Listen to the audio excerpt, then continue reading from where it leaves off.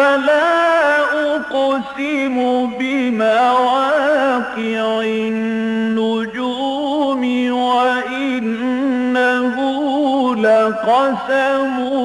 لو تعلمون عظيم إنه لقرآن كريم في كتاب مكنون لا يمسه إلا المطهرون تنزيل من رب العالمين.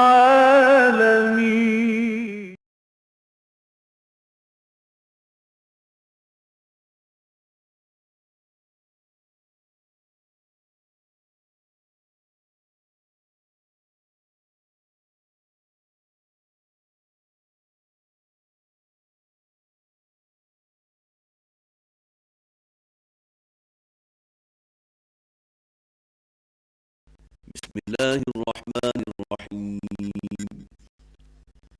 الله أخرجكم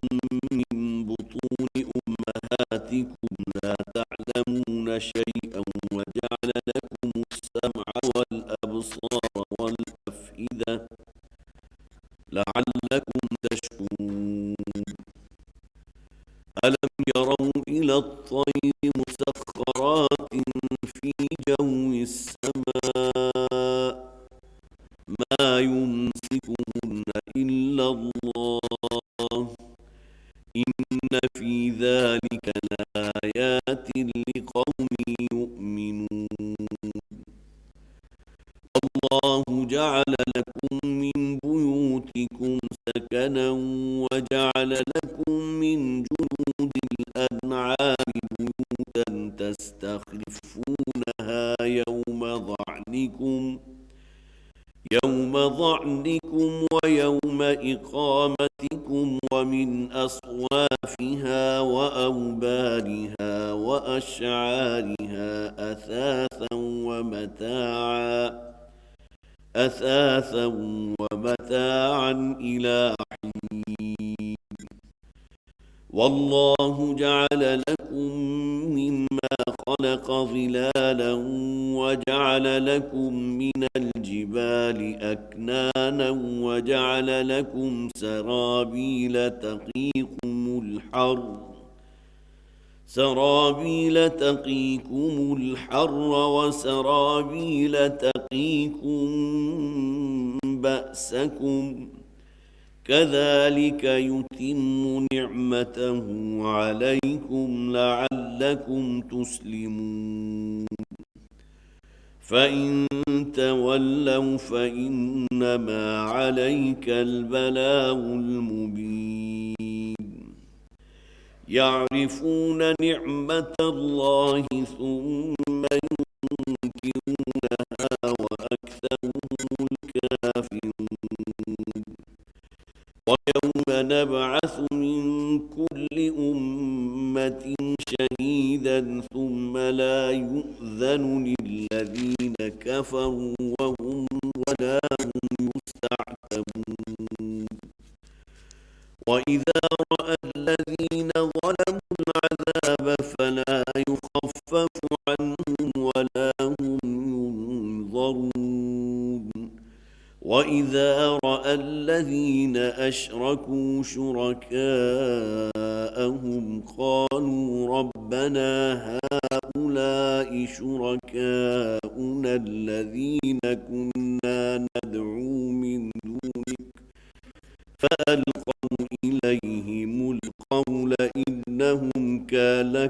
لكاذبون. وألقوا إلى الله يومئذ السلم وضل عنهم ما كانوا يفترون. صدق الله العظيم. رب اشرح لي صدري ويسر لي أمري واحلل عقدة من لساني يفقهوا قولي. اللهم ألهمنا رشدنا وأعذنا من شرور أنفسنا. اللهم ألهمنا رشدنا وأعذنا من شرور أنفسنا. آمين يا رب العالمين. سورہ نحل کے بارے میں عرض کر چکا ہوں کہ یہ طویل ترین مکی صورتوں میں کی ایک صورت ہے، اور مکی صورتوں کا وہ اسلوب تو اس میں بہت نمایاں ہے، جس میں اللہ تعالیٰ کی خلاقیت، اس کی عظمت، اس کی جو ان نعمتیں اور انعامات تمہارے اوپر ہوئے، اور پھر تمہارے لیے اللہ تعالیٰ نے تمہاری ضرورت کی ہر شے جو ہے وہ فراہم کر دی۔ ان چیزوں کا ذکر جو اکثر و بیشتر مکی صورتوں میں بہت ہی وضاحت کے ساتھ ہوتا ہے، لیکن ایک اور چیز جو ہم نے مکی صورتوں میں بکثرت دیکھی ہے وہ انباء الرسل کا معاملہ،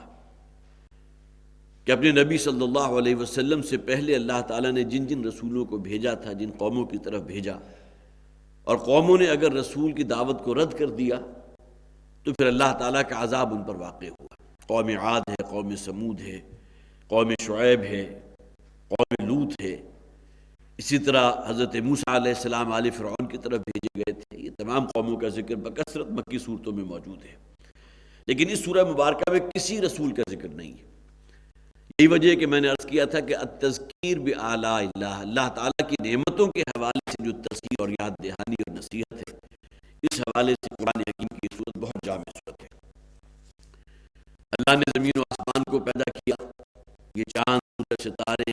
ہواؤں کا چلنا، بارش کا برسنا، ہر شے انسان کے لیے ہے۔ پھر اسی زمین کو جو بالکل مردہ تھی، اللہ نے تمہارے لیے کیسی کیسی چیزیں نہیں پیدا کر دی، تمہارے کھانے کے لیے انواع و اقسام کی چیزیں ہیں۔ پھر مویشی ہیں، انعام کا ذکر کیا گیا، اور مویشی کی تو ہر شے جو ہے تمہارے استعمال میں آ جاتی ہے۔ اس کا دودھ تم استعمال کرتے ہو، اس کا گوشت تم استعمال کرتے ہو، اسی طرح اس کے کھالوں سے، جیسا کہ آج بھی ہم پڑھیں گے، اس کے بال ہیں، اس کے اون ہے، اس سے تم اپنے لیے لباس بناتے ہو۔ یہ تمام چیزیں اللہ تعالیٰ نے تمہارے لیے فراہم کر دی ہے۔ پھر یہ کہ مشرکین عرب کے شرک کا یہاں خاص طور پر ذکر کیا گیا تھا، جو ہم نے پچھلے اور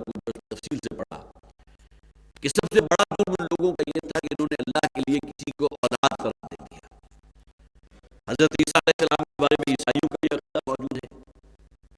کہ حضرت مسیح جو ہے اللہ کے بیٹے ہیں، اسی طرح حضرت عزیر کے بارے میں یہودیوں کے یہاں یہ عقیدہ موجود ہے کہ وہ اللہ کے بیٹے ہیں۔ ان مشرکین عرب کے نزدیک فرشتے اللہ کی بیٹیاں تھیں۔ تو سب سے بڑا جرم کیا تھا کہ انہوں نے اللہ کے لیے ایک اولاد ہونے کا عقیدہ ان انبیاء کے ہاں موجود، اور اس کے اوپر سونے پہ سہاگا جسے آپ کہیں گے۔ اس سے اگلا جرم یہ تھا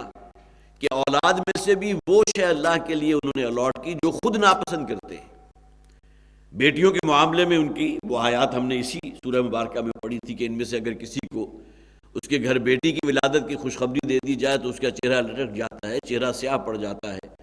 بستی والوں سے اپنے آپ کو چھپائے پھرتا ہے، اور پھر یہ فیصلہ کرنا چاہتا ہے کہ یا تو اس کو بالکل زندہ جو ہے زمین میں گاڑ دیا جائے، زندہ دفن کر دیا جائے ساری عمر کے لیے، یا یہ کہ ساری عمر کے لیے ذلت اور رغبت اور رسوائی اپنے سر کے اوپر تھوپ لے۔ تو اولاد میں سے بھی وہ کہ جنہیں بیٹیاں ہیں، جو بیٹیاں کہلاتی ہیں، جو اپنے لیے ہی بہت ناپسند کرتے ہیں، اللہ تعالیٰ کو الاٹ انہوں نے کی بھی تو بیٹیاں کی،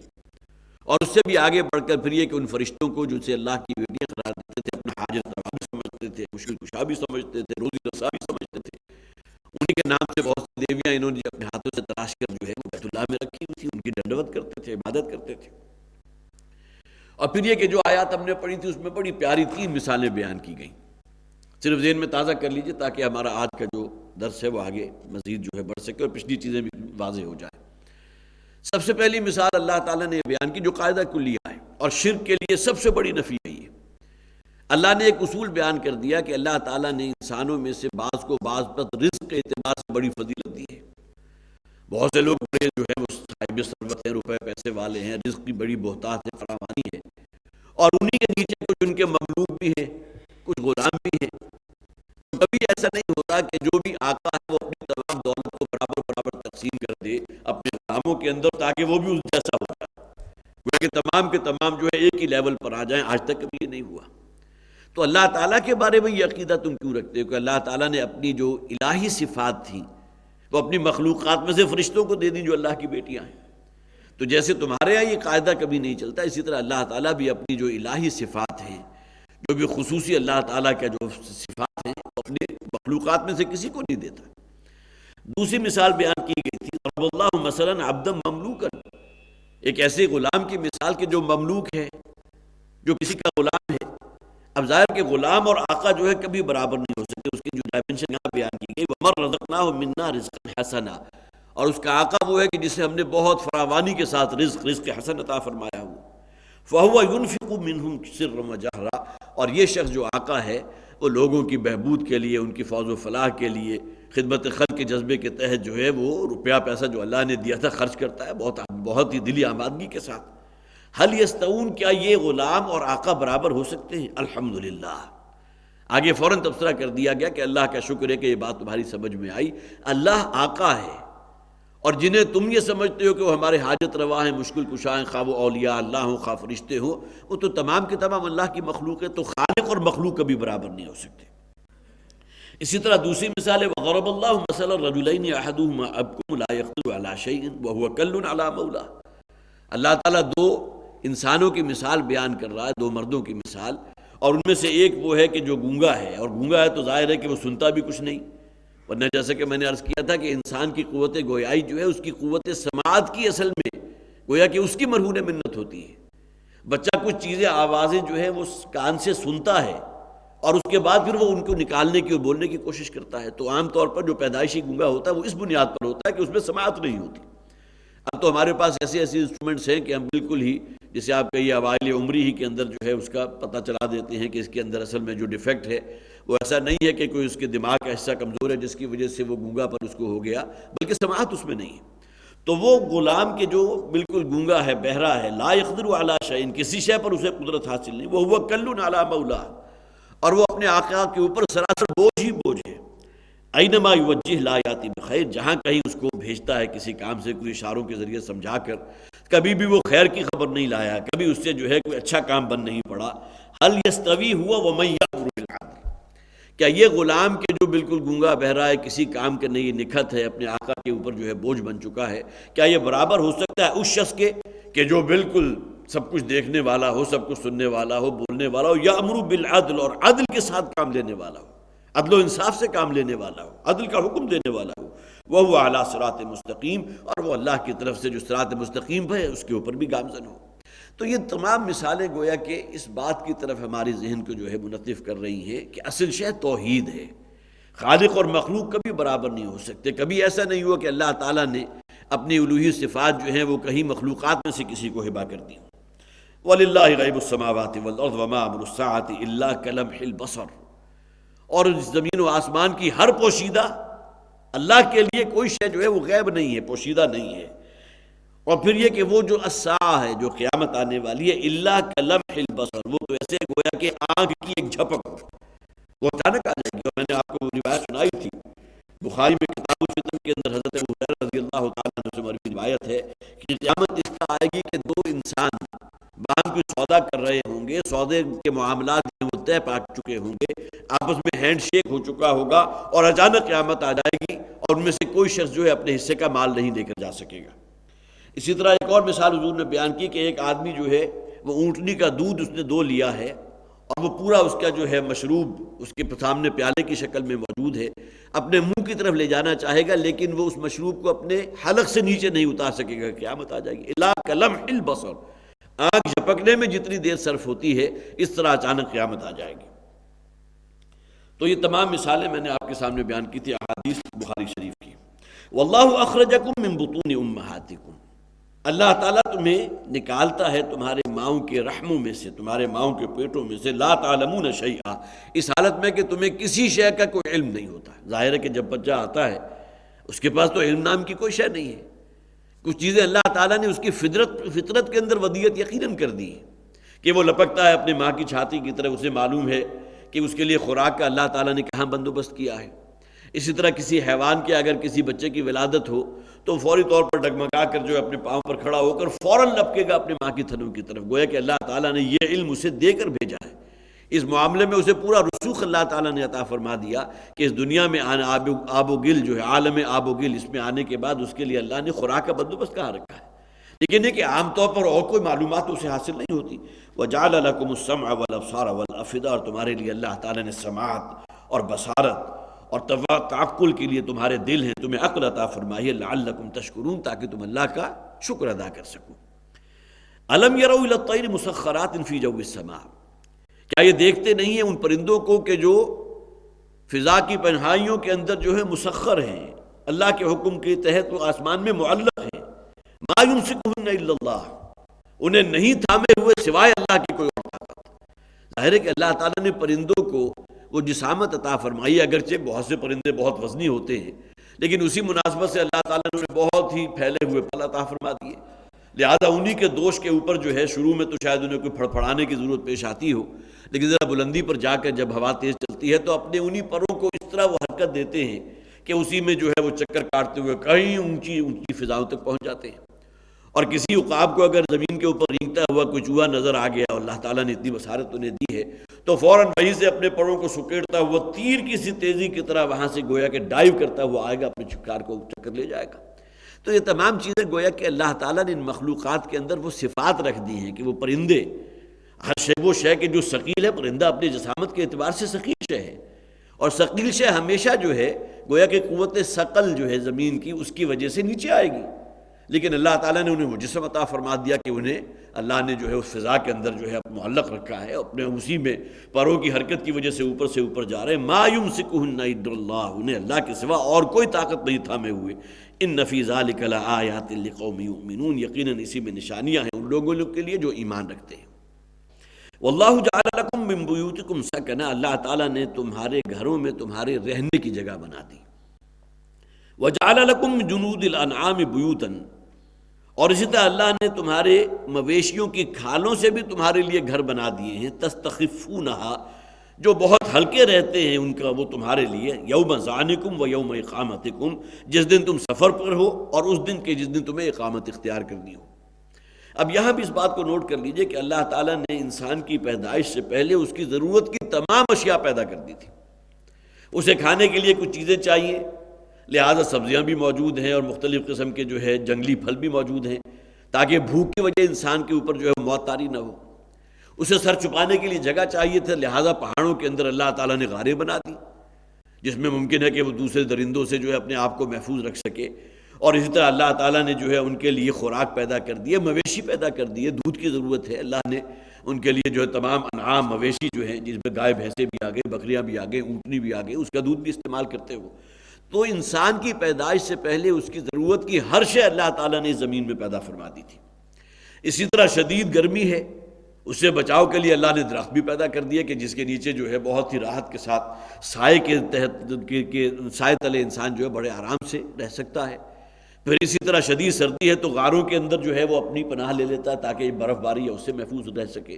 تو یہ تمام اس کی جو مادی ضروریات تھی اللہ تعالیٰ نے اس دنیا میں انسان کی آمد سے پہلے جو ہے وہ پیدا فرما دی تھی. انہی کا ذکر کیا جا رہا ہے کہ تمہارے لیے اللہ نے گھر بنا دیے تھے. پہاڑوں کی غاریں تمہارے لیے وہ کمین گاہیں جو ہے گھر کے درجے میں ہیں.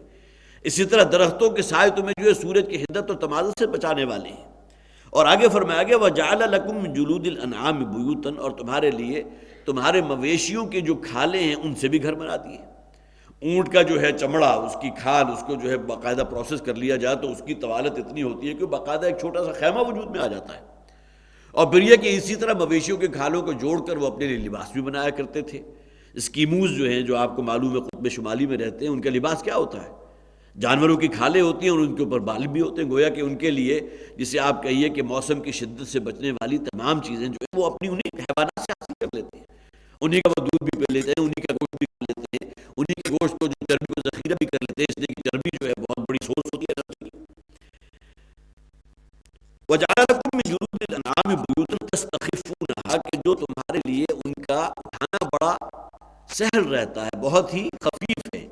ظاہر ہے کہ اینٹ گارے کا بھرا ہوا جو بھی گھر ہے اس کو تو ایک جگہ سے دوسری جگہ منتقل نہیں کیا جا سکتا، وہ تو اپنی جگہ فکس ہے. لیکن یہ کہ یہ جو خیمے ہوتے ہیں جو جانور کی کھالوں سے بنتے ہیں تو ان کو آپ ایک جگہ سے دوسری جگہ لے جائے. خاص طور پر جو بادیہ نشین عرب کا رہنے والا ہے، عرب بدو، ان کے ہاں قبائلی زندگی تھی، آج یہاں ہیں اور فرض کیجئے کہ سال کے بعد کہیں اور منتقل ہو گئے تو انہیں اپنا پورا اساس البیت جو ہے ایک جگہ سے دوسری جگہ لگاتے ہوئے لے جاتے ہوئے کوئی چندہ مشکل نہیں ہوتی تھی. اور رہنے کے لیے جو اصل شے گھر درکار ہے وہ اتنے ہلکے ہوتے تھے کہ انہی خیموں کو جو ہے وہ لپیٹ لیا کرتے تھے، آگے کی منزل پر پہنچ جاتے تھے. وَمِنْ أَصْوَافِهَا وَأَوْبَارِهَا وَأَشْعَارِهَا، اور اسی طرح ان انعام، ان مویشیوں کے وہ خاص طور پر بھیڑ بکری جو ہے، بھیڑ بکری تو خیر اس میں تو بال آ جائیں گے، لیکن بھیڑوں کے اوپر جو اون ہوتی ہے، دمبے کے اوپر اون ہے، بھیڑ کے اوپر اون ہے، ان سے تم اپنے لیے لباس بناتے ہو. ان سے اپنے لیے انواع و اقسام کی چیزیں بناتے. وہ اوبارہا، اور اوبار اصل میں وبر کہتے ہیں کہ اونٹ کے اوپر جو پشم ہوتا ہے، وہ بال بھی نہیں ہوتے بلکہ ایک قسم کی، خاص طور پر اونٹ کی جو گردن کا نچلا حصہ ہوتا ہے وہاں بہت ہی گدیلی قسم کی ایک شے ہوتی ہے جسے پشم کہتے ہیں. پشمینہ شاید اسی سے نکلا ہے. تو اونٹ کے وہ گردن کے بال جو ہیں اس کو بھی تم اپنے استعمال میں لاتے ہیں، اس سے بہت خوبصورت، گویا کہ یہ ممکن ہے اس زمانے میں بڑی امارت جو ہے، ایک امیری ہونے کا ایک بہت بڑا فخر والی بات ہو کہ فلاں شخص نے جو ہے اونٹ کے پشم سے، جس طرح آپ کو معلوم ہے بعض لباس ایسے ہوتے ہیں، خاص طور پر جو جناح کیپ ہے ان میں سے بعض اس چمڑے سے بنتی ہیں کہ جو ابھی وہ بچہ جو ہے ابھی ماں کے پیٹ میں ہوتا ہے، اور اس کے جو کھال اس وقت ہوتی ہے بہت ہی نرم ہوتی ہے، اس کو باقاعدہ ماں کو ذبح کر کے اس بچے کو حاصل کر کے اور اس کی کھال سے ٹوپی بنائی جاتی ہے. وہ بہت ہی قیمتی ٹوپی کہلاتی ہے. لیکن یہ کہ تمام چیزیں گویا کہ انسان اپنے استعمال میں لا رہا ہے، خواہ وہ بھیڑ کی اون ہو یا اس کے اوپر جو گدیلا اللہ نے بنا دیا، یا یہ کہ اونٹ کے ساتھ جو اس کی جو ہے پشمینہ لگا ہوا ہے وہ ہو، وہ اشعارہا، اور اسی طرح بکریوں کے جو اور جو جتنے بھی حیوانات ہیں، ہرن کی کھال کی جان ماد ممکن ہے آپ نے کبھی دیکھی ہو اور بہت خوبصورت ہوتی ہے. اسی طرح یہ تمام چیزیں انسان جو ہے وہ بچھونے کے طور پر، اپنے اوڑھنے کے طور پر اور اپنے خیمے کے طور پر استعمال کرتا ہے.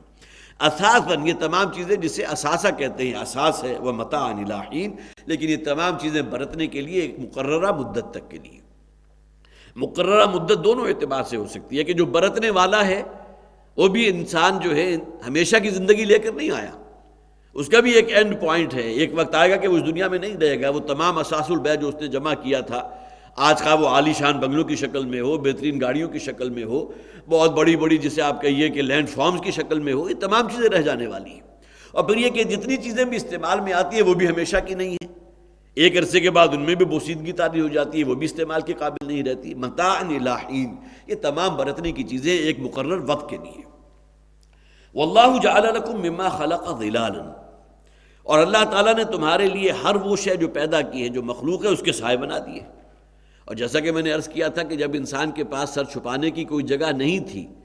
اور جسے آپ گھر کہتے ہیں، اس کا شیلٹر یا روف اس کو حاصل نہیں تھا، تو بڑے بڑے برگد کے درخت ہیں، اسی کی چھاؤں کے تحت انسان جو اس کے نیچے جو ہے انسان اپنا حرام بھی کرتا تھا. اور وہاں ممکن ہے چھت کے لیے اگر کوئی شے نہیں ہو تو وہیں اپنا جو ہے بسیرا بھی کر لے، وہاں اپنی ایک چھوٹی سی چار دیواری بنا کر گویا کہ چھت اللہ تعالیٰ نے فراہم کر دی. تو یہ سائے جو ہے انسان کے لیے بہت بڑی نعمت ہے. خاص طور پر جب قرآن حکیم نازل ہو رہا تھا اور اس زمانے میں ظاہر عرب کی سنگلاخ زمین ہے، کہیں کوئی اگر درخت نظر آ گیا تو لوگ لپکتے ہوں گے اس کی طرف. جو بھی قافلے ہیں کہیں گرمی میں سفر کر رہے ہیں، چلچلاتے ہوئی دھوپ ہے، تو کچھ وقت جا کر جو ہے اس درخت کے نیچے جا کر آرام کر لیں، کوئی مسافر جا رہا ہے. تو یہ تمام چیزیں اللہ تعالیٰ کے بڑے انعامات و احسانات ہیں. جیسا کہ میں نے عرض کیا تھا کہ یہ سورہ مبارکہ اس حوالے سے بڑی اہم ہے کہ وہ گوشے، شہد کی مکھی کا ذکر بھی ہم نے پڑھا، کتنی بڑی نعمت ہے اللہ نے جو دی ہے. اسی طرح دودھ والے دینے والے جانوروں کا ذکر بھی ہم نے پڑھا. اللہ تعالیٰ نے تمہارے لیے گویا کہ پلانٹ ملک فیکٹریز ہیں کہ جو لگا دی ہیں. ورنہ عام طور پر ہوتا کیا ہے کہ دودھ صرف اتنا ہی ہوتا ہے. کسی شیرنی کے اگر کوئی بچہ پیدا ہوا تو اتنا ہی دودھ ہوگا کہ اس کے جو نوزائیدہ بچے ہیں 2 یا 3 وہ اپنی خوراک حاصل کر لیں. کسی اور حیوانات کا معاملہ بھی یہ ہے. لیکن اللہ تعالیٰ نے انسانوں کی خدمت کے لیے جو حیوان پیدا کیے ہیں، جن میں بھینسیں بھی ہیں، گائیں بھی ہیں، اونٹنیاں بھی ہیں، ان کے ذریعے جو دودھ حاصل ہوتا ہے وہ تو تمہارا پورا کا پورا قبیلہ اور پورا کا پورا خاندان اس سے جو ہے لطف اندوز ہوتا ہے. ایسا نہیں ہے کہ وہ اپنی اولاد کے لیے ہو. تو یہ تمام نعمتیں ہیں کہ جن کا ذکر سورہ مبارکہ میں کیا گیا. یہاں فرمایا کہ وَجَعَلَ لَكُم مِّمَّا خَلَقَ ظِلَالًا وَجَعَلَ لَكُم مِّنَ الْجِبَالِ أَكْنَانًا. اسی طرح اللہ تعالیٰ نے تمہارے لیے پہاڑوں میں پناہ گاہیں بنا دی ہیں. وہ کمین گاہیں ہیں، وہ غار ہیں کہ جس میں تم اپنی حفاظت کرتے ہو. سخت ترین کڑکڑاتی ہوئی سردی سے جو ہے وہ بھی محفوظ رکھتے ہو، اور عین ممکن ہے کہ شدید گرمی میں جو ہے سورج کی چلچلاتی ہوئی جھسا دینے والی گرمی سے بھی اپنے آپ کو بڑا محفوظ پاتے ہو جب تم ان غاروں میں چلے جاتے ہو. اور آج آپ کو معلوم ہے جن حضرات نے بھی کبھی سیر کی ہو، کھیوڑا کے کان کی جو نمک ہے، نمک کی جو کان ہے، اس میں خاص طور پر شدید گرمیوں میں آپ چلے جائیں، جیسے ہی آپ اندر داخل ہوں گے تو معلوم ہوگا گویا کہ ایئر کنڈیشن ماحول میں آ گئے. اس کا شاید ایک فیکٹر یہ بھی ہے کہ وہ نمک کی، چونکہ اس کے دیواریں ہیں، نمک ہی کا فرش ہے، چھت بھی نمک کی ہے، تو نمک کے اندر کوئی برودت ہوتی ہے، کوئی ٹھنڈک ہوتی ہے، اور موائسچر کو وہ جو ہے وہ جذب کر لیتی ہے. لیکن یہ کہ بہرحال باہر خواہ کتنی ہی چلچلاتی ہوئی دھوپ پڑ رہی ہو، لیکن اندر جیسے ہی کوئی شخص اس غار کے اندر جائے گا فوری طور پر جو ہے موسم کے اثرات سے، خواہ وہ گرمی ہو یا سردی ہو، اس سے محفوظ ہو جائے گا. یہ بھی اللہ تعالیٰ نے اپنے انعامات میں شمار کیا. وَجَعَلَ لَكُم مِّنَ الْجِبَالِ أَكْنَانًا. اللہ نے پہاڑوں میں تمہارے لیے غاریں بنا دی ہے، کھو ہے جس میں تم حفاظت کرتے ہو، اپنی بچے رہتے ہو موسمی اثرات سے۔ وَجَعَلَ لَكُمْ سَرَابِيلَ تَقِيكُمُ الْحَرَّ، اور اسی طرح اللہ تعالیٰ نے تمہیں پہننے کے لیے وہ چیزیں عطا فرمائی ہیں جو تمہیں گرمی کی شدت سے محفوظ رکھتی ہیں۔ اور یہاں بھی آپ کو معلوم ہے کہ لباس تو دو طرح کے ہیں۔ سردیوں میں آپ جو لباس پہنیں گے بڑا دبیز ہوگا، موٹا ہوگا، تاکہ وہ انسولیشن کا کام کر سکے۔ اور ظاہر ہے کہ جانوروں کی کھالیں جو ہیں، خاص طور پر کسی نے بھیڑ کی کھال کی اگر کوئی جیکٹ پہنی ہوئی ہے یا لباس اس کے اوپر ہے جس کے اوپر خوب موٹی اون ہے، تو وہ تو خاص قطب شمالی میں چلا جائے موسمی اثرات سے محفوظ رہے گا۔ اور اسی طرح اللہ تعالیٰ نے باریک لباس جو ہے وہ اللہ نے انسان کو وہ عقل اور ذہانت اور فطانت دی ہے کہ ململ جیسا کپڑا ہے اور باریک چیزیں جو ہے جو آپ کو گویا کہ گرمی میں پہننی ہوتی ہے، تمام چیزیں اللہ تعالیٰ نے دی ہیں۔ گویا کہ اللہ نے اگر وہ لباس آسمان سے نہیں بھی اتارا تب بھی اللہ نے تمہیں وہ عقل دی تھی کہ جس کی بنیاد پر تم نے اپنے لیے وہ لباس بنا دیا۔ سرابیل تقیکم الحر، جو تمہیں شدید گرمی سے بچانے والا ہے، وہ سرابیل تقیکم باسکم، اور اسی طرح اللہ تعالیٰ نے تمہیں وہ لباس بھی فراہم فرمائے ہیں کہ جو تمہیں جنگ میں تمہاری حفاظت کرتے ہیں۔ باسکم، جب تمہاری باہمی خون ریزی ہوتی ہے، جنگ ہوتی ہے، غارت گری ہوتی ہے، تو دشمن کے حملے سے محفوظ رہتے ہو لباسوں کی وجہ سے۔ یہاں بھی ایسا نہیں ہوا، وانزلنا الحدید تو یقیناً ہے کہ لوہا یا تانبا اللہ نے اتارا، اللہ نے نازل فرمایا، زمین کے اندر خزانے اللہ نے رکھ دیے ہیں، لیکن انسان کو اللہ نے وہ عقل عطا فرمائی کہ اس کو پگھلا کر اس کی تاروں کے ذریعے انسان اپنے لیے وہ حفاظتی جیکٹ فراہم کرتا ہے، اپنے لیے بناتا ہے، جنہیں ہم زرہ کے نام سے جانتے ہیں۔ آج تو اس کا کوئی فائدہ ہو یا نہ ہو، اس لیے کہ کیمیکل ویپن آئے گا تو پھر کون سی زرہ کام کرے گی، یا اٹامک وارفیئر ہے تو کون سی شے آپ کی حفاظت کر سکتی ہے۔ لیکن اگر سامنے سے تلوار کا وال پڑ رہا ہو، کوئی تیر یا کوئی نیزہ آ رہا ہو، تو اسی طرح وہ کڑیوں کا بنایا ہوا جو لباس ہے، جو زرہ ہے، وہ آپ کو جو ہے محفوظ رکھتی ہے۔ اسی طرح اس دھات کے ذریعے آپ جو ہے وہ ڈھال بھی بناتے ہیں اپنے لیے۔ تو یہ تمام چیزیں اللہ تعالیٰ نے نازل فرمائے انسان کے لیے، جیسا کہ میں نے اس سے پہلے بھی عرض کیا تھا، نبی اکرم صلی اللہ علیہ وسلم کی وہ حدیث بہت ہی عمدہ ہے، انما الدنیا خلقت لکم، یہ دنیا و مافیا، اس میں جو شے اللہ نے تمہارے لیے پیدا کی ہے، سخر لکم ما فی السماوات و ما فی الارض، یہ زمین و آسمان کی ہر شے اللہ نے تمہارے لیے مسخر کر دی ہے، تمہاری خدمت و چاکری میں لگا دی ہے، لیکن تم کس لیے پیدا کیے گئے؟ انسان ان تمام چیزوں سے لطف اندوز ہوتا ہے، سب کچھ متمتع ہوتا ہے، لیکن یہ بھول جاتا ہے کہ اسے کس کام کے لیے پیدا کیا تھا۔ وَأَنْتُمْ خُلِقْتُمْ لِلْآخِرَةِ، اور تمہیں اللہ تعالیٰ نے آخرت کے لیے پیدا کیا ہے۔ وَمَا خَلَقْتُ الْجِنَّ وَالْإِنسَ إِلَّا لِيَعْبُدُونَ، ہم نے جنوں اور انسانوں کو اس لیے پیدا کیا کہ وہ میری غلامی اور بندگی اختیار کریں۔ تو یہ تمام نعمتیں جن کا ذکر کیا گیا، پہاڑوں کے اندر غاریں اللہ نے بنا دی موسمی اثرات سے بچانے کے لیے، پھر مویشیوں کے کھالوں سے تم اپنا لباس بھی بناتے ہو، اپنے خیمے بھی بناتے ہو جو بہت ہلکے رہتے ہیں ایک جگہ سے دوسری جگہ نقل مکانی کرنے کے لیے۔ وہ سرابیل تقیکم الحر، وہ لباس کے جو تمہیں گرمی کی شدت سے بچاتے ہیں، وہ سرابیل تقیکم باسکم، اور وہ لباس بھی اللہ تعالیٰ نے تمہیں بنانا سکھا دیے کہ جو تمہیں جنگ میں محفوظ رکھتے ہیں، جو گویا کہ تمہاری جان کی، تمہارے جسم کی حفاظت کرنے والے ہیں۔ کذالک یتم نعمتہ علیکم، اسی طرح اللہ تعالیٰ نے اپنی تمام نعمتوں کا اتمام فرما دیا تمہارے لیے۔ کیا ابھی کوئی نعمت ایسی ہے کہ جو تم گن سکو، شمار کر سکو، جو تم پر اللہ کی ابھی نہیں ہوئی؟ یہ الگ بات ہے کہ انسان کے دل میں یہ حسرت ہو کہ میں بھی پرندوں کی طرح اڑنے لگوں، تو یہ بات نہیں ہے۔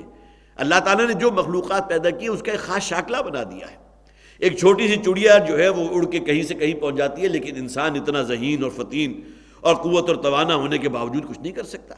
یہ اللہ تعالیٰ نے انسان کو جو وجود بخشا ہے اسی کے مطابق جو ہے اس کا تصویہ فرمایا، اسی کے مطابق اس کے شاکلہ بنایا ہے، اور کچھ چیزیں لیمیٹیشنز ہیں کہ جس سے انسان باہر نہیں نکل سکتا۔ تو یہ تمنائیں، آرزویں اپنی جگہ ہیں کہ میں بھی پرندوں کی طرح اڑنے لگوں، لیکن بہرحال اپنی جگہ یہ حقیقت ہے کہ انسان اگر گننا چاہے کہ کون سا اور انعام اور احسان ہے کہ جو ابھی مجھ پر نہیں ہوا، جو اللہ کا ہونا چاہیے، ہماری تمام مادی ضروریات ہے کہ جن کا ذکر قرآن وقتاً فوقتاً مکی صورتوں میں کرتا ہے، اور خاص طور پر سورہ نحل میں تو اس کا خاص طور پر ذکر کیا گیا، کذالک یتم نعمتہ علیکم لعلکم تسلمون، اسی طرح اللہ تعالیٰ اپنی نعمتوں کا اتمام فرماتا ہے تمہارے اوپر تاکہ تم اس کے حکموں پر چلا کرو، تسلمون، تاکہ تم اس کے سامنے سر تسلیم خم کر دو۔ اس سے پہلے بھی میں نے عرض کیا تھا کہ اللہ کی ان تمام نعمتوں کے رد عمل میں انسان کے اندر شکر پیدا ہونا چاہیے۔ شکر باللسان بھی ہے، شکر بالقلب بھی ہے، شکر بالجوارح بھی ہے۔ سب سے پہلے تو انسان قلبی طور پر، دلی طور پر شکر گزاری اختیار کرے اپنے رب کی کہ اس کے اتنے بڑے بڑے انعامات و احسانات اس پر ہیں۔ پھر شکر باللسان بھی ہے، اللہ کا شکر ادا کرے، اور بہت سے کلمات ہیں، سبحان اللہ والحمد للہ ولا الہ الا اللہ واللہ اکبر، اور سینکڑوں آپ کو اذکار مل جائیں گے جو گویا کہ مظہر ہیں اس بات کے کہ آپ اپنی زبان کے ذریعے اللہ کا شکر ادا کر رہے ہیں۔ سبحان اللہ وبحمدہ سبحان اللہ العظیم، اتنے جامع کلمات ہیں جس کے بارے میں حضور نے فرمایا یہ دو کلمات وہ ہیں جو زبان میں بہت خفیف ہیں، نام اعمال میں بہت بھاری ہیں اور رحمان کو بہت محبوب ہیں۔ کلمتان خفیفتان علی اللسان ثقیلتان فی المیزان حبیبتان الی الرحمن سبحان اللہ وبحمدہ سبحان اللہ العظیم۔ یہ شکر باللسان ہوگا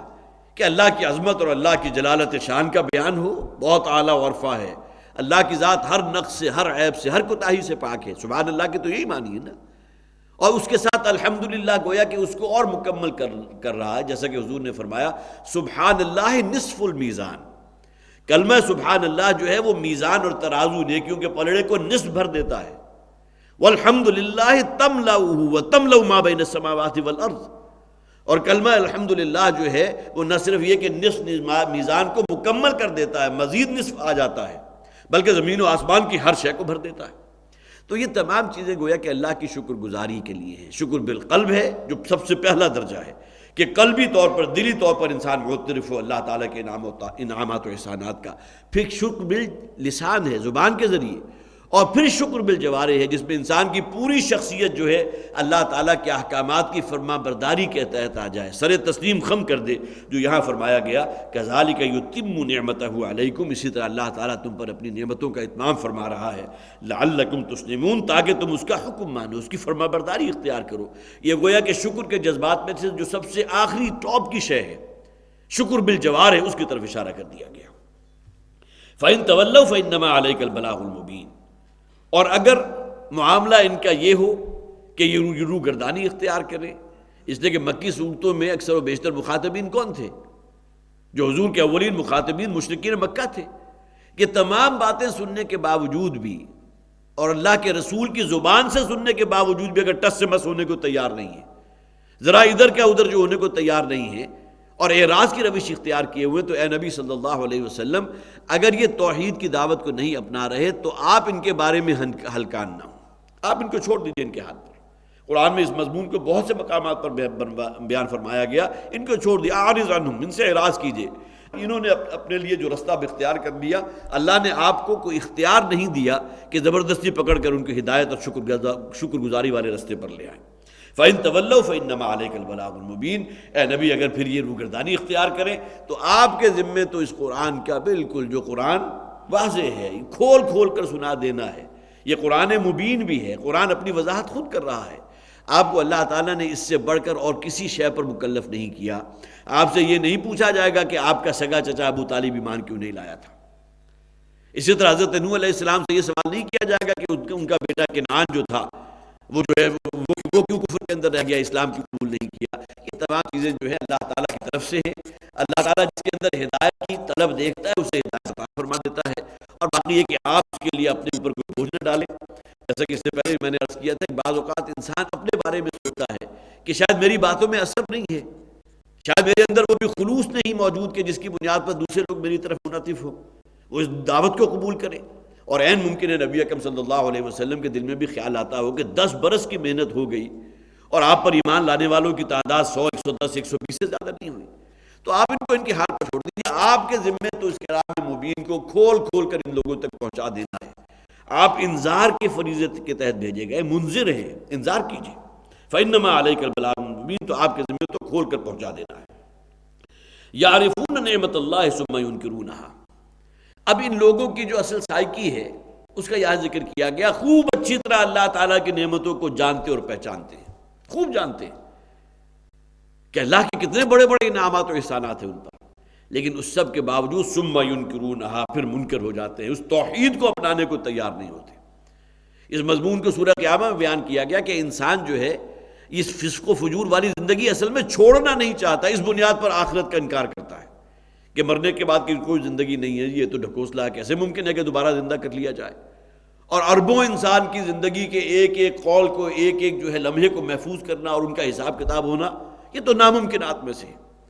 بل الانسان، انسان جو ہے لیفجر امامہ فرمایا گیا، بل یرید الانسان لیفجر امامہ، انسان تو چاہتا ہے کہ فسق و فجور کی جو زندگی اس نے اختیار کر لی ہے اس کے اندر کوئی چینج نہ ہو، اسی جو گڈھے کی لیک ہے اسی کے اوپر وہ چلنا چاہتا ہے، اپنے اندر کوئی تبدیلی پیدا نہیں کرنا چاہتا۔ لیکن بہانے یہ بھی ہیں کہ یہ تمام چیزیں جو ہیں اپنے آبائی دین کو چھوڑنے کو تیار نہیں ہے، آخرت کے تصور کو جو انسان قبول کرنے کو تیار نہیں۔ یہ تمام چیزیں وہ ہیں جو انکار کے ضمن میں آتی ہیں، اگرچہ قلبی طور پر انسان خوب اچھی طرح جانتا ہے۔ یعرفون نعمت اللہ، اللہ تعالیٰ کی نعمتوں کو خوب پہچانتے ہیں، وہ نعمتیں تو ڈائریکٹ اس سے خود استفادہ کر رہے ہیں، کیسے ممکن ہے اس کا انکار کریں؟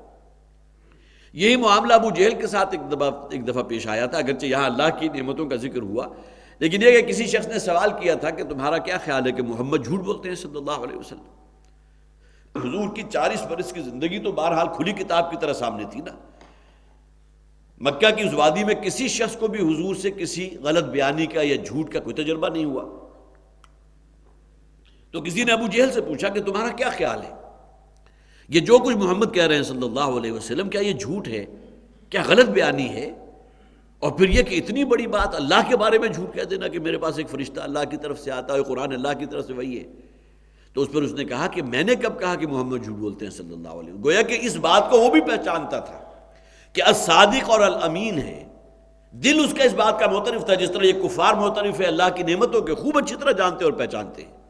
اسی طرح ابو جہل خوب جانتا تھا محمد رسول اللہ صلی اللہ علیہ وسلم وہ کبھی جھوٹ نہیں بولتے، اور اس کا دل یہ گواہی دیتا ہوگا کہ اللہ کے رسول ہیں، لیکن اصل شے جو اس کی پاؤں کی بیڑی بنی وہ کیا تھی؟ وہ چودراہٹ تھی، وہ سیادت تھی، وہ سرداری تھی، ایک قبیلے کی لیڈرشپ اس کے پاس تھی، اور اس کی جو چوپال تھی جس کے تحت جو ہے ممکن ہے سینکڑوں لوگ جو ہے اس کے چشم و ابرو کے اشارے کے اوپر جو ہے اپنی جانیں دینے کو تیار ہو۔ اب یہ تمام چیزیں، اور اس نے کہہ بھی دیا ایک موقع کے اوپر کہ اگر میں نے محمد کی بات مان لی صلی اللہ علیہ وسلم تو پھر تو میں اس کا غلام بن جاؤں گا، پھر میری اپنا کوئی عقول تو نہیں رہے گا، میری اپنی رائے نہیں ہوگی، پھر تو گویا کہ میں غلامی میں آ جاؤں گا محمد کی صلی اللہ علیہ وسلم۔ اور یہ شے اسے کسی درجے میں گوارا نہیں تھی، گویا کہ دلی طور پر حضور کو وہ مانتا تھا، جانتا تھا، لیکن پاؤں کی بیڑیاں کیا بنی؟ اس کے مفادات، اس کی سیادت، اس کی چودراہٹ، اس کی سرداری۔ یہی معاملہ مشرکین کا کہ اللہ کی ان تمام نعمتوں کو سب کچھ مانتے ہیں، جانتے ہیں، لیکن اس کے باوجود انکار کرتے ہیں۔ وَأَكْثَرُهُمُ الْكَافِرُونَ، اور ان میں سے اکثر لوگ وہ ہیں جو کافر ہیں۔ ظاہر ہے جو انکار کر رہا ہے وہ بالآخر تو کفر تک پہنچ جائے گا۔ وَيَوْمَ نَبْعَثُ مِنْ كُلِّ أُمَّةٍ شَهِيدًا، اور جس دن ہر فرقے میں سے، ہر گروہ میں سے ایک گواہ کھڑا کریں گے۔ ثُمَّ لَا يُؤْذَنُ لِلَّذِينَ كَفَرُوا، اور اس کے بعد ان لوگوں کو کہ جنہوں نے کفر کیا تھا انہیں کسی معذرت کی، کسی عذر تراشنے کی کوئی اجازت نہیں ہوگی، کوئی حکم نہیں ہوگا۔ وَلَا هُمْ يُسْتَعْتَبُونَ، اور نہ ہی ان کی کوئی معذرت قبول کی جائے گی۔ اگرچہ اگلی 2-3 آیات کے بعد پھر یہ مضمون دوبارہ واضح ہوا، اور وہاں مزید اس کے اندر جو ہے وضاحت موجود ہے، لیکن یہ بات اپنی جگہ حقیقت ہے کہ ہر اس قوم کی طرف جس کی طرف اللہ تعالیٰ نے اپنے نبی یا رسول کو بھیجا، اس قوم کو قیامت کے دن جب کھڑا کیا جائے گا تو اس کے نبی اور رسول کو بطور گواہ کھڑا کیا جائے گا۔ آل موسیٰ جن کی طرف، بنی اسرائیل کی طرف حضرت موسیٰ علیہ السلام بھیجے گئے تھے، حضرت موسیٰ کھڑے ہوں گے گواہ کے طور پر کہ میں نے اے رب تیرا پیغام ان تک پہنچا دیا۔ اسی طرح مختلف رسول جن کی طرف بھیجے گئے۔ اب یہاں سوال پیدا ہوتا ہے محمد رسول اللہ صلی اللہ علیہ وسلم، وہ مضمون اگرچہ اگلی آیت میں آئے گا جس کا میں نے آگے ذکر کیا گیا، وہ بھی گواہی دیں گے، تو وہ کس کے خلاف گواہی دیں گے یا کس کے حق میں گواہی دیں گے؟ یہاں جو اصول بیان کر دیا گیا وَيَوْمَ نَبْعَثُ مِنْ كُلِّ أُمَّةٍ شَهِيدًا، ہر امت، ہر گروہ۔ اور فرض کیجئے کہ کوئی طبقہ ایسا تھا جس کی طرف اللہ تعالیٰ نے اپنے نبی یا رسول کو نہیں بھیجا، لیکن کوئی عابد اللہ والا، کوئی زاہد، کوئی جو عدل و انصاف سے کام لینے والا، نیکیوں کا حکم دینے والا، مصلح جسے کہا جاتا ہے، وہ بنا کر بھیج دیا، تو مصلح جو ہے اپنی قوم کے خلاف کھڑا ہوگا کہ میں نے تیری بات جو ہے ان لوگوں تک پہنچا دی تھی، فطرت کی روشنی میں پہنچا دی تھا۔ حضرت لقمان کا ذکر میں نے اس سے پہلے بھی بارہا کیا ہے، نہ نبی تھے نہ رسول تھے، اور ان کے جو مواعظ ہیں اس میں گویا کہ رسالت کا ذکر بھی موجود نہیں، جس سے یہ نتیجہ نکالا جا سکتا ہے کہ وہ کسی رسول کے امتی بھی نہیں تھے، لیکن اس کے باوجود انتہائی جو ہے ایک دانا، مدبر، صالح انسان توحید تک پہنچے، آخرت تک پہنچے۔ یہ تمام ان حقائق تک انہوں نے رسائی حاصل کی۔ اب جس قبیلے میں یا جس قوم میں وہ موجود ہوں گے تو اس لوگوں میں گویا کہ یہ ایک مرد صالح تھا، مصلح تھا، کہ اللہ نے اگر کسی کو نبی یا رسول نہیں بھی بھیجا تو ایک مصلح تو بھیج دیا نا۔ تو من کل امت شہیدن، ہر امت میں سے، ہر گروہ میں سے، ہر فرقے میں سے اللہ تعالیٰ نے جس کو بھی مصلح نبی یا رسول بنا کر بھیجا اسے بطور گواہ کھڑا کریں گے۔ ثم لا یؤذن للذین کفروا، اور اس کے بعد پھر ان کافروں کو کوئی اجازت نہیں ہوگی زبان درازی کی۔ اس دنیا میں تو ان کی زبانیں بھی کھلی تھی اور ہاتھ بھی کھلے تھے، جیسے چاہتے حضور کو بھی دیوانہ کہا گیا، مجنون کہا گیا، ساحر کہا گیا، کاہن کہا گیا، کیا کچھ نہیں کہا گیا۔ اور اسی طرح پہلے نبیوں اور رسولوں کو بھی یہ کچھ کہا گیا، ہاتھوں کے ذریعے بھی کیسی کیسی ایذا نہیں دی گئی۔ نبی اکرم صلی اللہ علیہ وسلم کے ساتھ ایک بدبخت نے جو معاملہ کیا تھا کہ چادر لے کر آپ کے گلے کے گرد لپیٹ کر اتنی زور سے بھیجا کہ آپ کی جو ہے بھیچا ہے کہ آپ کی آنکھیں ابل پڑی، آپ سجدے میں تھے کہ آپ کے اوپر اونٹ کی جو ہے غلاظت سے لتھڑی ہوئی اوجڑی لا کر آپ کی پشت کے اوپر ڈال دی۔ وہ ہاتھ بھی تھے نا جنہوں نے یہ سیاہ کاریاں کی، زبانیں بھی موجود تھیں۔ اس دنیا میں تو اجازت تھی، لیکن یہ کہ قیامت کے دن جو ہے جس دن اللہ تعالیٰ ان گواہوں کو کھڑا کرے گا کسی کو کوئی اجازت نہیں ہوگی، وَلَا هُمْ يُسْتَعْتَبُونَ، اور نہ ہی ان کی توبہ قبول کی جائے گی۔ استعتاب کہتے ہیں اصل میں کوئی شخص اپنی غلطی کو مان لے، تسلیم کر لے اور پھر دوسرے کو راضی کر لے۔ دنیا میں ہوتا ہے بعض اوقات کسی کا شخص نے کسی کے ساتھ کوئی ظلم کا معاملہ کیا، کوئی زیادتی کا معاملہ کیا، فرض کیجئے کہ بھری محفل میں اس کی جو ہے کہیں عزت اچھال دی، کوئی ایسا طعنہ دے دیا، لیکن بعد میں ضمیر نے جو ہے اسے چوکے لگانے شروع کیے کہ تم نے بڑا غلط کام کیا ہے۔ اب یہ شخص اس کے پاس گیا ہے اور جا کر اس سے جو ہے وہ راضی کرنے کی کوشش کی، معذرت کی، معافی مانگی، جو اس نے غلط کام کیا تھا اس نے جو ہے وہ معافی طلب کی، اور وہ شخص راضی ہو جاتا ہے، اسے معاف کر دیتا ہے۔ لیکن یہاں فرمایا گیا استعتاب بھی نہیں ہوگا، ایسا نہیں ہوگا کہ وہاں جو ہے یہ کافر جو ہے اپنی ان تمام دنیا کی سیاہ کاریوں کو معذرت کرتے ہوئے، معافی مانگتے ہوئے، توبہ کرتے ہوئے اللہ تعالیٰ کو راضی کر لیں۔ یہاں راضی کرنے والی بات نہیں ہوگی۔ استعتاب کے اندر گویا کہ دوسرے کو راضی کر دینے والا مفہوم بھی شامل ہے۔ اس دنیا میں تو ممکن ہے دوسرا شخص جو ہے جس پر زیادتی کی گئی ہو، وہ زیادتی کرنے والا جا کر اس کو جو مظلوم تھا، جس پر اس نے ظلم کیا تھا، اس سے راضی نامہ کر لے، اسے راضی کر لے۔ لیکن آخرت میں وَلَا هُمْ يُسْتَعْتَبُونَ، اور نہ ہی ان کا معاملہ کوئی معذرت کرنے کا ہوگا جس کی بنیاد پر اللہ تعالیٰ ان سے راضی ہو جائے۔ وَإِذَا رَأَى الَّذِينَ ظَلَمُوا الْعَذَابَ، اور جس دن یہ ظالم دیکھیں گے اپنے سامنے عذاب کو، ظاہر ہے اس دن تو انسان کے سامنے سے وہ غیب کے پردے آج تو ہیں، آج تو جہنم کی دہکتی ہوئی آگ یا اس کی جو ہے لپٹ ہمیں کہیں اس کا کوئی احساس تک نہیں ہے، لیکن آخرت میں تو یہ تمام حقائق ہمارے لیے گویا کہ شہادہ کے درجے میں ہوں گے۔ وہ تمام غیبی حقائق جو ہے ہمارے لیے سامنے موجود ہوں گے۔ جب وہ اپنے سامنے عذاب کو دیکھیں گے فلا یخفف عنہم ولا ہم ینظرون، تو اس عذاب میں نہ کوئی ان کو تخفیف ملے گی اور نہ ہی انہیں کسی قسم کی مہلت دی جائے گی، کوئی ڈھیل دی جائے گی۔ ینظرون سے یہ بھی مراد ہے اگر دنیا کا عذاب لے تو مہلت مل جانا، جب عذاب کے آثار جو ہیں شروع ہو جاتے ہیں تو پھر قوم کو مہلت نہیں دی جاتی، اس سے پہلے توبہ کر لے، اللہ کے حضور گڑ گڑا لے، عاجزی اختیار کر لے، توبہ کر لے، اللہ تعالیٰ ممکن ہے کہ اس توبہ کو قبول فرما لے۔ لیکن یہ کہ جب عذاب کا فیصلہ اللہ تعالیٰ کی جناب سے صادر ہو جاتا ہے اور اس کی علامات شروع ہو جاتی ہے تو اس کے بعد پھر جو ہے توبہ قبول نہیں ہوتی۔ یہی معاملہ انسان کی انفرادی موت کا بھی ہے، موت سے پہلے توبہ کا دروازہ کھلا ہے، معلم یغرغر کے الفاظ آتے ہیں حدیث میں۔ توبہ جو ہے اس وقت تک ہو سکتی ہے، قبول کی جائے گی اللہ کے ہاں، خلوص دل سے توبہ ہو، کہ جب تک کہ موت کی گڑگڑاہٹ شروع نہ ہو۔ لیکن اس سے اگلی بات یہ ہے کہ کوئی شخص اس بات کی گارنٹی نہیں دے سکتا کہ وہ گڑگڑاہٹ والا معاملہ یا موت سے گڑگڑاہٹ سے پہلے توبہ کرنے والا معاملہ، اس کی مہلت بھی اس شخص کو مل سکے گی کہ نہیں مل سکے گی۔ موت تو اچانک آ جاتی ہے، تو اس حوالے سے انسان کا انفرادی معاملہ ہو تب بھی یہ ہے کہ جیسے ہی وہ علامات موت، سکرات موت کا آغاز ہوتا ہے تو توبہ کا دروازہ بند کر دیا جائے، ڈور کلوزڈ۔ اور یہی معاملہ قوموں کا ہوتا ہے کہ جب وہ عذاب کے آثار شروع ہو جاتے ہیں تو پھر اللہ تعالیٰ کی طرف سے کسی کو کوئی مہلت نہیں ملتی، سوائے ایک استثناء حضرت یونس علیہ السلام، قوم یونس کا ہوا تھا کہ حضرت یونس جب چلے گئے تھے، آپ میں سے بہت سے ذات کا مجھے تفصیل میں جانے کا یہ موقع نہیں ہے، لیکن یہ کہ اللہ تعالیٰ نے پھر انہیں مہلت عطا فرما دی تھی جب پوری قوم نے آ کر اجتماعی توبہ کی اور اللہ کے حضور گڑ گڑائے۔ وَإِذَا رَأَى الَّذِينَ أَشْرَكُوا شُرَكَاءَهُمْ، اب یہ پھر دیکھیے وہی قیامت کا نقشہ کھینچا گیا کہ جب یہ مشرک دیکھیں گے ان کو جنہیں انہوں نے اللہ کے ساتھ پکارا تھا، خواہ وہ اولیاء اللہ تھے، خواہ وہ قبروں والے تھے۔ قبروں والے کون ہوتے ہیں؟ وہی کہ جو اللہ کے پسندیدہ ہیں، اولیاء اللہ ہیں، یا یہ کہ فرشتوں کو پکارتے رہے جنہیں یہ سمجھتے تھے کہ اللہ کی بیٹیاں ہیں اور اللہ کے ہاں جا کر ہم شفعاؤنا عند اللہ، یا اللہ کے ہاں جا کر ہماری شفاعت کریں گی، ہمارے کام آئیں گی، یا یہ کہ اپنے نبیوں اور رسولوں کو پکارتے رہے، حضرت مسیح علیہ السلام کو اللہ کا بیٹا قرار دے دیا، حضرت عزیر کو اللہ کا بیٹا قرار دے دیا۔ تو جن جن کو وہ پکارتے رہے تھے، جب یہ لوگ مشرک دیکھیں گے ان کو وہاں میدان حشر میں، قالوا ربنا هؤلاء شرکاؤنا الذین كنا ندعو من دونک، تو وہ اقرار کر لیں گے اس بات کا کہ ہاں یہ ہیں وہ ہمارے شریک کے جنہیں ہم تیرے سوا پکارتے رہے تھے۔ ظاہر ہے کہ وہاں کوئی شخص غلط بیانی تو نہیں کر سکتا۔ اس دنیا میں کوئی شخص اگر جا کر قبر کے سامنے سجدہ ریز ہوا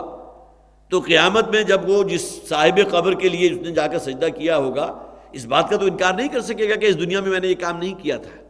وہ مشرک بھی اس بات کو مانیں گے کہ ہاں ان لوگوں کو جو ہے ہم نے تیرے سوا عبودیت پہ شامل کر لیا تھا، خواہ وہ فرشتے تھے، خواہ وہ اولیاء اللہ تھے، خواہ نبی اور رسول تھے، خواہ کوئی بھی تھا، اس بات کا اقرار کریں گے۔ فَأَلْقَوْا إِلَيْهِمُ الْقَوْلَ إِنَّكُمْ لَكَاذِبُونَ، لیکن یہ جو شریک تھے جنہیں انہوں نے شریک ٹھہرا لیا تھا، وہ فرشتے ہوں، بزرگ ہوں،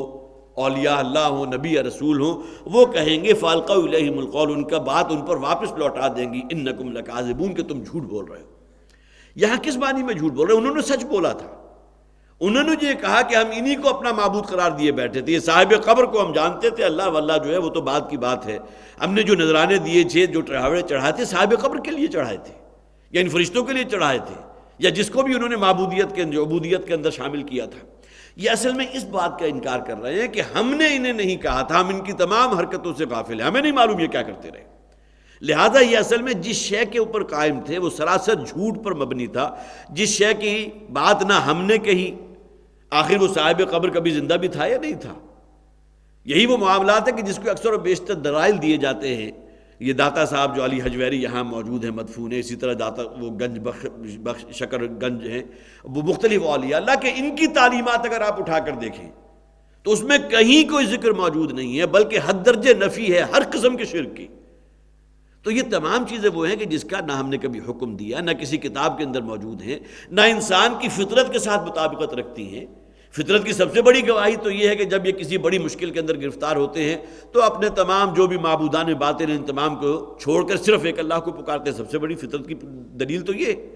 تو انکم لکاذبون، یہ جھوٹ بول رہے ہیں، گویا کہ اس جھوٹی بات کے اوپر رہے جس کا ہمارے قول سے اور ہماری نصائح سے یا ہماری تلقین سے یا ہماری وصیت سے قطعاً کہیں دور پار کا کوئی واسطہ نہیں تھا، یہ اس شے کے اوپر قائم رہے، لہٰذا ان کی اصل بنیاد ہی جھوٹ پر مبنی ہے۔ وَأَلْقَوْا إِلَى اللَّهِ يَوْمَئِذٍ السَّلَمَ، لہٰذا مجبور ہو کر وہ اپنے آپ کو جسے کہتے ہیں سپر انداز تمیم، کہ اپنے آپ کے ہتھیار ڈال دیں گے اللہ کے سامنے، گویا کہ وہ عاجز ہو جائیں گے، حوالے کر دیں گے اپنے آپ کو اب اللہ کے فیصلے کے۔ وَأَلْقَوْا إِلَى اللَّهِ يَوْمَئِذٍ السَّلْمَ، اور اس دن وہ اللہ کے سامنے اطاعت کو قبول کر لیں گے۔ سلم کسے کہتے ہیں؟ اطاعت کو۔ جس طرح کسی دشمن کو آپ نے جو ہے اگر گھیر لیا ہے اور بالآخر اس نے محسوس کیا کہ اب تو اگر میں ہینڈز اپ نہیں کروں گا تو میری تو جان چلی جائے گی، ایک برسٹ آئے گا جو مجھے چھلنی کر دے گا، لہذا اپنی جان بچانے کے لیے جسے آپ کہتے ہیں ہینڈز اپ کر کے، یا یہ کہ سفید کپڑے کا جھنڈا لے کر جو ہے پورا گروہ باہر نکل آیا کہ لیجئے جناب ہم علامت یہ موجود ہے ہمارے پاس، لہذا ہم جو ہے اطاعت قبول کرتے ہیں، ہم اپنے آپ کو آپ کے حوالے کرتے ہیں۔ یہ مفہوم ہے اصل میں، وہ مجرم اپنے آپ کو اللہ کے فیصلے کے حوالے کر دیں گے۔ فَأَلْقَوْا إِلَى اللَّهِ يَوْمَئِذٍ السَّلَمَ وَضَلَّ عَنْهُمْ مَا كَانُوا يَفْتَرُونَ، اور وہ تمام افطرا پردازی جو کرتے رہے تھے اللہ کے بارے میں کہ فلاں بزرگ جو ہے اسے تو اللہ تعالیٰ نے اپنے یہ جو ہے صفات میں سے یہ صفت عطا فرمائی، اولاد نرینہ اگر حاصل کرنی ہے تو اللہ سے مانگنے کی ضرورت نہیں ہے، فلاں پیر کے قبر کے اوپر جا کر جھاڑو دے دو، فلاں کام کر لو، فلاں یہ کر لو۔ یہ تمام چیزیں وہ ہیں کہ جو ان کے مذمومہ عقائد تھے، باطل نظریات تھے، جو انہوں نے اپنے جھوٹے خداؤں کے ساتھ منسوب کیے ہوئے تھے، ہر شے ان سے گم ہو جائے گی۔ وَضَلَّ عَنْهُمْ مَا كَانُوا يَفْتَرُونَ، ہر شے ان سے گم ہو جائے گی، گویا کہ ان کے ہاتھوں کے طوطے اڑ جائیں گے۔ اور ظاہر ہے کہ جنہیں انہوں نے اللہ کا شریک قرار دیا تھا، جن کے بارے میں یہ سمجھتے تھے کہ انہیں اللہ نے یہ اختیار دیا ہے، اب جب وہ دیکھیں گے ان کو، نبیوں کو، رسولوں کو اور اولیاء اللہ کو، فرشتوں کو کہ اللہ کے سامنے ہاتھ باندھے کھڑے ہوئے ہیں، ظاہر ہے کہ خالق و مخلوق کے درمیان تو کوئی نسبت ہے نہیں، لہذا اب یہ لوگ جو تھے کہ جو ان کو ماننے والے تھے، ان کو حاجت روا سمجھتے تھے، ان کو مشکل کشا سمجھتے تھے، ان کے ہاتھوں کے طوطے اڑ جائیں گے کہ جن پہ تکیہ تھا وہی پتے ہوا دینے لگے، جن کے بارے میں ہمیں یہ گویا کہ گمان تھا کہ اللہ کے ہاں جا کر ہماری شفاعت کریں گے اور ہمارے کام آئیں گے، آج تو ہاتھ جوڑو یہ کھڑے ہوئے اللہ کے سامنے، یہ بندے ہیں اللہ کے۔ وَضَلَّ عَنْهُمْ مَا كَانُوا يَفْتَرُونَ الَّذِينَ كَفَرُوا وَصَدُّوا عَنْ سَبِيلِ اللَّهِ، وہ لوگ جنہوں نے کفر کیا اور اللہ کے رستے سے روکا۔ صدّا یا صدّو میں پہلے بھی عرض کر چکا ہوں، یہ لازم اور متعدی دونوں اعتبار سے آتا ہے، خود رکنا اور دوسروں کو روکنا۔ ظاہر ہے کہ ابو جہل خود بھی رکا رہا، اس نے اس دین کو قبول نہیں کیا، اور بیسیوں ایسے ہوں گے کہ جن کے درمیان یہ رکاوٹ بن گیا، وہ بھی دین کو قبول نہیں کرتے اس لیے کہ وہ ابو جہل کے ساتھی تھے، اور کتنوں کو اس نے روکنے کی کوشش کی۔ تعذیب کے ذریعے، ٹارچر کے ذریعے، شدید ترین پرسیکیوشن کے ذریعے، تشدد کے ذریعے، تو خود بھی رکے رہے اور دوسروں کو بھی روکنے کے لیے جو ہے وہ محنت کرتے رہے۔ الذین کفروا وصدوا عن سبیل اللہ، وہ لوگ جنہوں نے کفر کیا تھا خود بھی اس رستے سے رکے، اس دعوت کو قبول کرنے سے رکے، اس راہ حق پر آنے سے رکے، اور دوسروں کو بھی روکتے رہے۔ زدناہم عذابا فوق العذاب بما كانوا یفسدون، ان کے لیے ہم عذاب پر عذاب اضافہ کرتے رہیں گے ان کے اس فساد کی وجہ سے جو کرتے رہے۔ یہاں خاص طور پر نوٹ کیجئے، یہ فساد ہے بہت بڑا، خود رکنا اللہ کی اطاعت سے، اللہ کے رستے سے، اللہ کے دین سے، اور دوسروں کو روکنے کی کوشش کرنا، اس سے بڑا فساد کوئی نہیں۔ اور یہ معاملہ ہوتا تھا کہ وہ لوگ کہ جو نبی اکرم صلی اللہ علیہ وسلم پر ایمان لائے تھے صدق دل سے، مشرک کہتے تھے کہ یہ فسادی ہیں، اس لیے کہ انہوں نے شوہر کو بیوی سے جدا کر دیا۔ اب ایک فرض کیجئے کہ ایک نوجوان ہے، اپنے والدین کا انتہائی سعادت مند ہے، اسے اللہ تعالیٰ نے ہدایت کے لیے منتخب فرما لیا، اللہ کے رسول پر ایمان لے آیا، وہ جا کے حضور کی خدمت میں حاضر ہوا۔ اب اس کے اور اس کے گھر والوں کے درمیان ایک جنگ کی فضا شروع ہو گئی۔ اس کی وہ سعادت مندی جو اپنے والدین کے لیے حسن سلوک کا یقیناً ذکر موجود ہے، لیکن والدین اگر زور لگاتے تھے کہ اپنے آبائی دین کی طرف واپس لوٹ آؤ تو کسی درجے میں تیار نہیں ہوتے تھے۔ تو وہ کہتے تھے یہ لوگ ہیں اصل میں مفسد، الا انہم هم المفسدون، اگرچہ وہاں آگے فرمایا گیا کہ اصل فساد تو یہ کر رہے ہیں، اصل فساد جو ہے وہ تو ان لوگوں کی وجہ سے ہو رہا ہے کہ خود بھی اس دین کو قبول نہیں کر رہے اور دوسروں کو بھی روک رہے ہیں۔ اور بعض اوقات یہ بڑی واضح و نصیحت کے انداز میں ہوتا تھا، بڑے ناصحانہ انداز میں ہوتا تھا، جیسا کہ سورہ عنکبوت میں فرمایا گیا کہ جن نوجوانوں میں سے جب کوئی شخص ایمان لے آتا تھا تو ان کے بزرگ جو ہیں وہ یہ کہا کرتے تھے، وہ الفاظ مجھے اس وقت آیت کے یاد نہیں آ رہے لیکن اس کا مفہوم میں آپ کے سامنے رکھ رہا ہوں، کہ اپنے آبائی دین کو واپس اختیار کر لو، اگر تم سمجھتے ہو کہ اس میں کوئی بہت بڑا گناہ ہو جائے گا تو تمہارے اس گناہ کا بوجھ ہم اپنے کاندھوں پر لینے کو تیار ہیں۔ اور وہاں فرمایا گیا وَلْنَحْمِلْ خَطَايَاكُمْ، اگر تم اسے گناہ سمجھتے ہو محمد کے دین سے واپس آنا صلی اللہ علیہ وسلم تمہارے نزدیک بہت بڑا گناہ ہے تو اس گناہ کا بوجھ ہم اپنے کاندھوں پر لینے کو تیار ہیں، لیکن یہ کہ تمہیں اپنے آبائی دین میں آ جانا چاہیے۔ ہمارے آباء و اجداد سے جو دین چلا آ رہا ہے اب تم اس کے گویا کہ سرکش اور باغی بن کر کھڑے ہو گئے۔ لہذا بہت ہی ناصحانہ انداز میں، بڑے اپنائیت کے انداز میں بزرگ سمجھایا کرتے تھے کہ اگر فرض کرو کہ وہ تمہارے نزدیک بہت بڑا گناہ ہے تو اس کا بوجھ اللہ کے ہاں ہم اٹھا لیں گے، ہم اقرار کرتے ہیں کہ تمہاری ان خطاؤں کا بوجھ ہم اٹھا لیں گے۔ وما هم بحاملین من خطاياهم من شيء، اور ہرگز کسی دوسرے کی خطا کا بوجھ یہ اٹھانے والے نہیں ہیں۔ ہاں یہ بوجھ ضرور اٹھائیں گے کہ دوسروں کو گمراہ کرنا، دوسروں کو راہ حق کو قبول کرنے سے روکنا، یہ جو کچھ کرتے رہے اس کا بوجھ ان کے اوپر لازماً پڑے گا۔ تو زدناہم عذابا فوق العذاب، خود بھی روکے رہے اور دوسروں کو بھی روکا، لہذا عذاب پر عذاب کا اضافہ ان پر ہوگا بما كانوا یفسدون، بسبب اس فساد کے شرارت کے جو وہ کرتے رہے تھے۔ یہی وہ بات ہے جو ایک اور اعتبار سے بھی سامنے آتی ہے کہ کسی ایسے شخص کے لیے کہ جس نے کسی برے کام کا آغاز کیا، برائی کی ایک جڑ پیدا کر دی، بنیاد فراہم کر دی، وہ تو اس دنیا سے چلا گیا، لیکن یہ کہ اس کے بعد اس کی پیدا کی ہوئی برائی کے اوپر جو ہے معلوم ہوا قلہ تعمیر ہو کے بات کہیں سے کہیں پہنچ گئی اور بہت بڑا گناہ اور بہت بڑی برائی جو ہے سراپا مجسم برائی بن گیا۔ اب یہ شخص کہ جس نے اس کی برائی کی بنیاد ڈالی تھی، جس کے ذریعے وہ کام شروع ہوا تھا، اب اس کے گناہوں پہ جو ہے مسلسل اضافہ ہوتا چلا جائے گا، جو بھی اس کے پیروکار ہوں گے، جو بھی اس جو گویا کہ فحش یا بے حیائی کے کام کا یا اس کے اندر ملوث ہونے کا جو لوگ بھی آگے بڑھیں گے، تو یہ شخص کہ جس نے اس کا ابتدا کیا تھا، جس نے اس کا آغاز کیا تھا، جس نے اس کی بنیاد ڈالی تھی، اس کی برائیاں جو ہے اس کے پلڑے کے اندر بھی وہ وزن جو ہے وہ شامل ہوتے رہیں گے۔ بالکل اسی طرح جس طرح کوئی شخص ہے جس نے نیکی کے کام کی کوئی جڑ بنیاد رکھی ہے، کسی نیکی کے کام کا آغاز کیا ہے، کہیں کوئی حلقہ درس قائم کیا ہے، کہیں حلقہ درس حدیث قائم کر دیا، کہیں کوئی مدرسہ جو ہے بنا دیا، لوگوں کی خدمت خلق کے لیے کوئی کام کر دیا، تو اس کے بعد اگر لوگ اس رستے پر آئے ہیں تو اس شخص کے گویا کہ ثواب میں، اس کی نیکیوں کے اندر مسلسل اضافہ ہوتا رہے گا، جسے ہم صدقہ جاریہ کے نام سے جانتے ہیں۔ تو جہاں صدقہ جاریہ ہے وہاں سیئہ جاریہ بھی اس معنی میں بن جاتی ہے کہ کوئی شخص جو ہے کسی برے کام کی ابتدا کر کے گیا اور اس کے بعد وہ کام جو ہے بڑا پروان چڑھا، تو اب گویا کہ اس کے عذاب جو بھی گناہ کا کھاتا ہے اس کے اندر اس کا وہ گناہ جو ہے اس میں یہ تمام چیزیں اضافہ ہوتی چلی جائیں گی۔ وَيَوْمَ نَبْعَثُ فِي كُلِّ أُمَّةٍ شَهِيدًا عَلَيْهِمْ، اور جس دن کہ ہم ہر گروہ میں سے، ہر امت، ہر فرقے کے اندر سے